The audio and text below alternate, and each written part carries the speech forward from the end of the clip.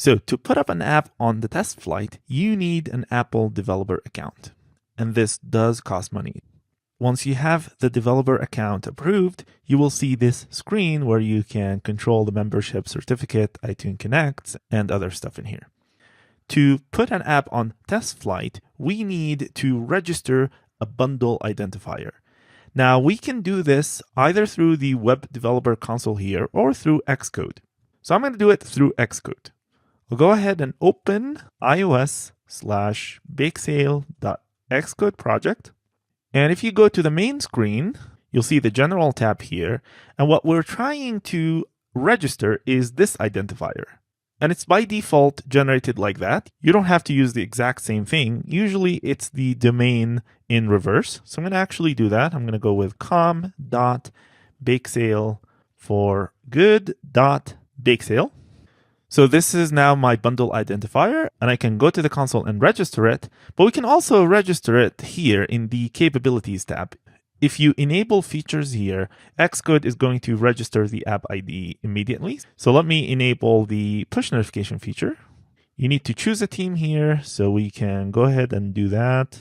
It will ask you to log in with your Apple ID. And once you do, you should see the default team here. So I'll go ahead and select that. So just by enabling this push notification, now the app ID is registered. And you can go to certificates, IDs, and profiles to make sure the app ID was registered successfully. So now that we have an app ID, we need to create the app on the iTunes Connect. Go to iTunes Connect right here and go to My Apps. Click on this plus sign, select New App. It's an iOS app. And the name is Bakesale, language is English, and here is the bundle ID, the one that I just registered through Xcode. And give the app also some kind of unique identifier here. So I'll go with 00042. Create. So it looks like the name Bakesale is already used, so we'll pick another one. And you'll need to pick a different unique name as well. So I'm going to go with Bakesale for good. And you'll get to this screen, which has App Store information, features, TestFlight, and activity. And what we need is TestFlight. So if you go to TestFlight, it will give you an empty screen because we don't have any builds yet. So the next step is to create a build for our app and submit it to the App Store. And we can do both through Xcode. So going back to Xcode, every time you want to do a build, you want to increment the version here. Either increment the major version, minor version number, or the build number. Now this is our first build, so we don't need to increment. We do need to change this target into a generic iOS device. And after doing so, we go to Product and pick Archive. And the archive option means build a release that we can upload to the App Store. This step is probably going to take some time. If you get this screen, just choose Always Allow, and you'll end up on this screen that lists all the archives that you have on the system. So what you need to do next is to upload to the App Store. Now this is going to ask you a few questions. Just stick with the defaults. So click Next, automatically manage signing, Next. And you should end up with a screen like this. Click Upload.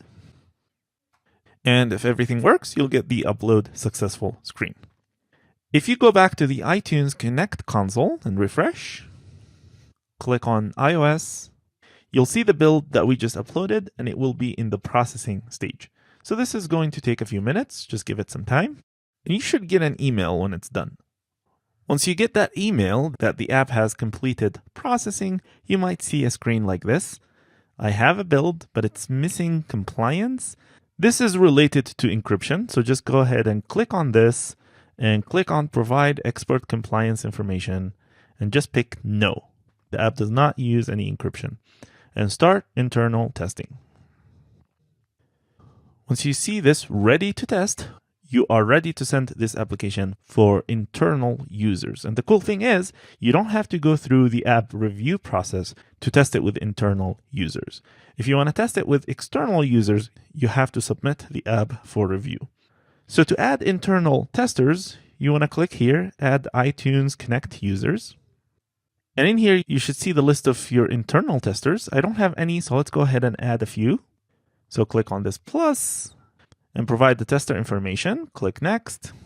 And there you go. Kyle is now in the system, and he has been sent a confirmation email as part of this testing team. And after Kyle accepts the invitation, we can go to add testers. We can select the testers that we want on this project. I'll go ahead and select myself as well and click add. And this will send an invitation for Kyle and myself to test this app using the TestFlight app on our iPhones. Once you're done testing with the app and you're ready to publish the app, you want to submit it to the App Store. Go to the App Store tab in here. Make sure all the information that is required here is filled out. Go to the Prepare for Submission.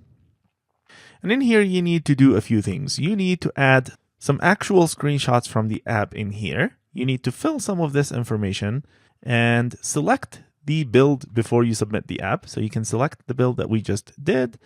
And once everything is ready here, you can submit for review.